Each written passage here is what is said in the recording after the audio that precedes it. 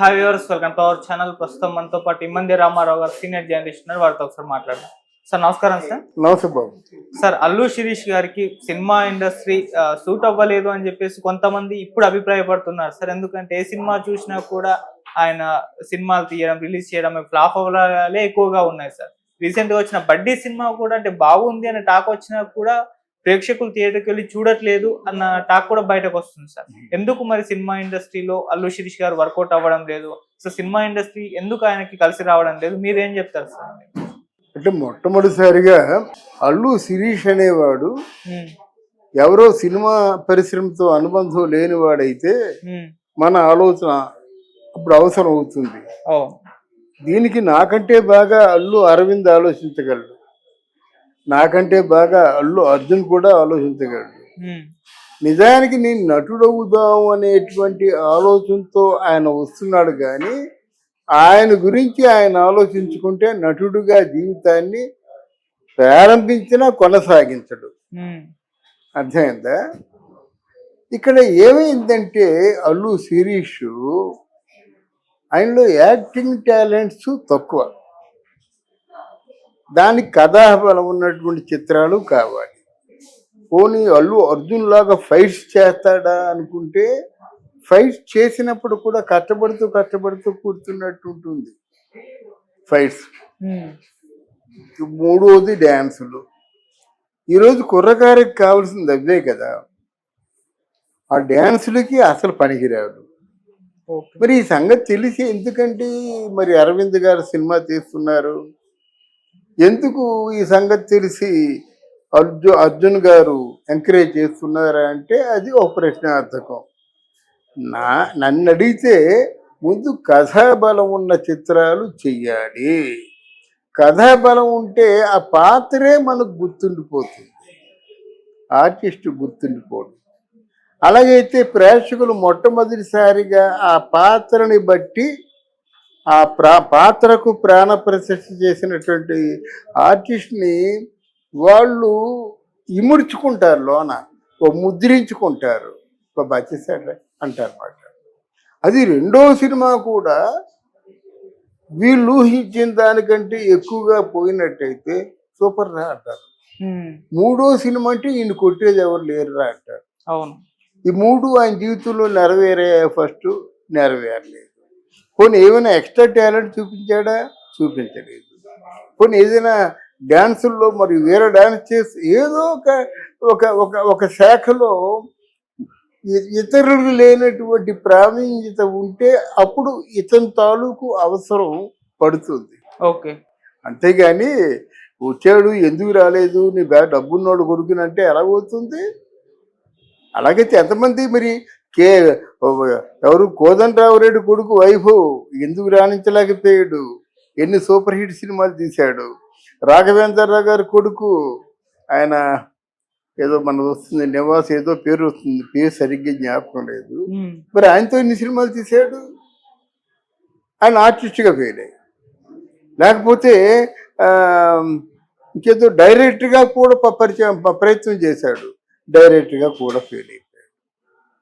ఇలా చూసుకున్నట్టయితే అప్పుడు కేఎస్ రామారావు గారు అని ఒక మంచి ప్రొడ్యూసర్ ఉండేవాడు.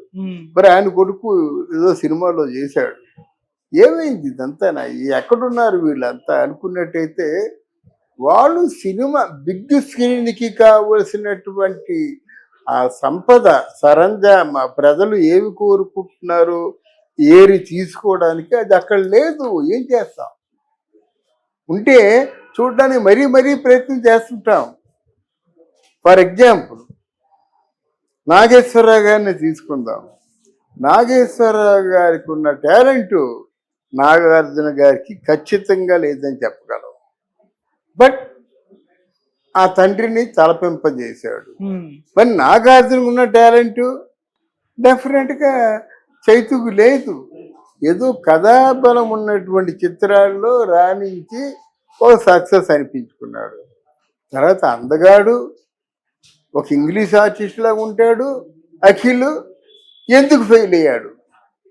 ఇది గురించి ఆలోచించినట్టయితే అక్కడ శిరీష్ గురించి మనకు అర్థం అవుతుంది. ఇక్కడ సినిమా అన్నది అందరినీ యాక్సెప్ట్ చేయొద్దండి. మహాసముద్రం ఎప్పుడూను వచ్చిన ప్రతి ఏటిని కలుపుకోదు. ఒక 6 మాసాలు అట్టే పెట్టి అప్పుడు తనలో కలుపుకుంటుంది. అదే గొప్ప. ఉమ్, సినిమా ఆర్టిస్టులు అందరూ కావాలని ఎవరు కావాలంటారు చెప్పండి? అందరూ సినిమా హీరోలు అయిపోదాం వస్తారు, కానీ హీరోగా ముద్ర వేసుకున్న వాళ్ళు చాలా తక్కువ మంది. ఏమంటే శోభన్ బాబు ఎన్ని సినిమాలు, చిన్న సినిమాలు చేసి పైకి వచ్చాడండి. ఏమండి ఆయనకి లైఫ్ ఇచ్చిన సినిమా, దాని పేరేం పేరు, వీరాభిమన్యు ఒకటి, అర్థమైందా, గూడసారి 116 ఒకటి, ఇలాంటి కొన్ని సినిమాల్లో ఒక చిన్న క్యారెక్టర్ అయినా గూడసారి 116లో ఆవిడ కృష్ణ కంటే శోభన్ బాబు గుర్తుండిపోతాడు. అంటే కథాబలం, పాత్ర బలం, పాత్ర గుండెల్లో ఉండిపోవాలన్నమాట. అవి లేకుండా నీ సినిమాలో హీరోగా పనికిరానా అంటే సినిమా ఇండస్ట్రీనే ఏలేద్దామని వచ్చాడు బ్రహ్మాజీ. ఉమ్, నాకు ఒక పాత్ర ఇవ్వండి, లేకపోతే ఇది అసిస్టెంట్ డైరెక్టర్గా బతుకుతాను, లేకపోతే ఎక్కడికి పోతానని చెప్పి తెగించి వచ్చిన వాడు రవితేజ. ఈరోజు రవితేజ ఎక్కడున్నాడు? రవితేజ చేసినటువంటి కృషి చిన్నదా?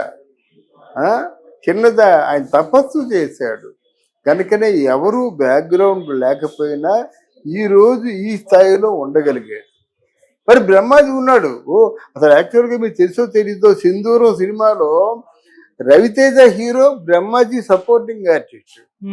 సపోర్టింగ్ ఆర్టిస్ట్ అయితే ఓ పాట ఉంటుంది, జామ్ పండు రోయ్ అని, అంతే కురగర పట్టేసింది అని డ్యాన్స్ అని ఆ వర్క్లో ఈజ్ బ్రహ్మాండంగా పట్టేసాయన్నమాట. న్యాచురల్గా డైలాగ్ చెప్పడం. అందాన్ని చూసాము మనం, అందగాడ రవితేజ. మరి ఎంతోమంది హీరోయిన్లు మెచ్చినటువంటి అందగాడయ్యాడు. అందం అన్నది స్వభావాలను బట్టి ఉంటుంది. ఆ రూపం ఓకే, కాసేపు వెడితే ఎక్కడుంది? ఏ కెమెరామన్ చెప్పాడు నువ్వు గడ్డంతో ఉంటే బాగుంటుంది, గడ్డం లేకుండా అని. అందుకే మొదట్లో వరుసగా అన్ని గడ్డంతో ఉన్న సినిమాలే, ఇప్పుడు కూడా గడ్డంతో ఉన్న సినిమాలే చేస్తుంటాడు, లేకపోతే చూడలేము ఆయనలో. అందువల్ల ఇవన్నీ చాలా నేర్చుకోవాలండి, తపస్సు చేయాలండి. వీళ్ళు వచ్చిన వాళ్ళందరూ ఉన్నారంటే మామూలు సాధారణమైన కృషి చేయలేదు. మరి చరణ్ ఏమిటండి, మరి ఆయన కూడా హీరో కొడుకే కదా, ఆయన యాక్ట్ చేయకూడదు కదా అని అనొచ్చు. చరణ్ వేర కృషివరుడు.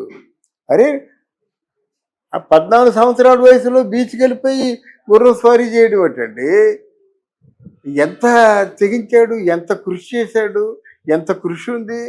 అలాగే 100 సార్లు భగవంతుని కోరుకుంటుంటే ఎప్పుడో ఒకసారి పొందుతాడు. ఏమిటండి నీకు కావాలంటే గుర్రపు స్వారీ బాగా చేయాలంటే అది తదాస్ అంటాడు.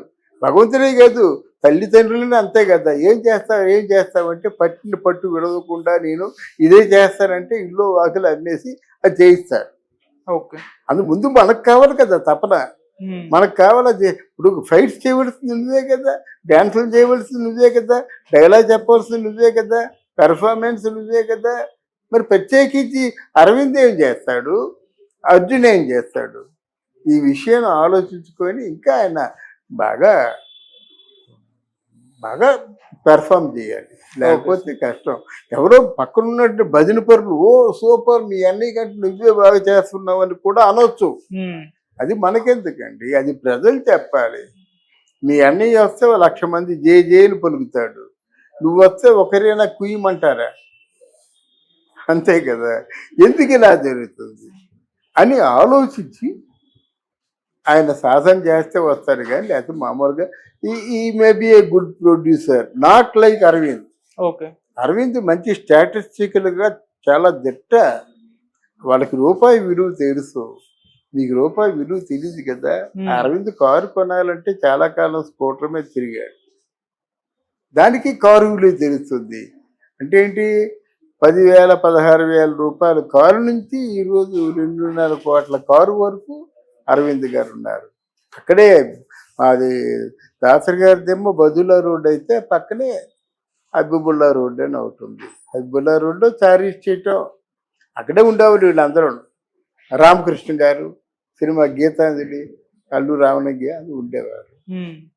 అంటే ఆ స్థితికి ఎదగడానికి కావలసినటువంటి తపస్సు అంతా మీరే చెయ్యాలి.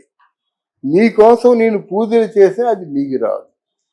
Okay sir. అంతే కదండి. చదువుల తల్లి, ఆ తల్లి పలికించాలి. మీ మాట ప్రతి ఒక్క మాట కూడా ఆ వాణి ధారణ అది ఉండాలి. అదెప్పుడు వాణి పలుకుతుంది? పదే పదే పదే పదే పదే అదే తపస్సుగా భావించినప్పుడు మీరు సక్సెస్ అవుతారు. లేకపోతే నాకు 4 కోట్లు వెనకున్నా చూసుకొని నాకు వరం ఇవ్వమంటే ఇస్తుందండి ఆవిడ. అదే మీకు సమాధానం.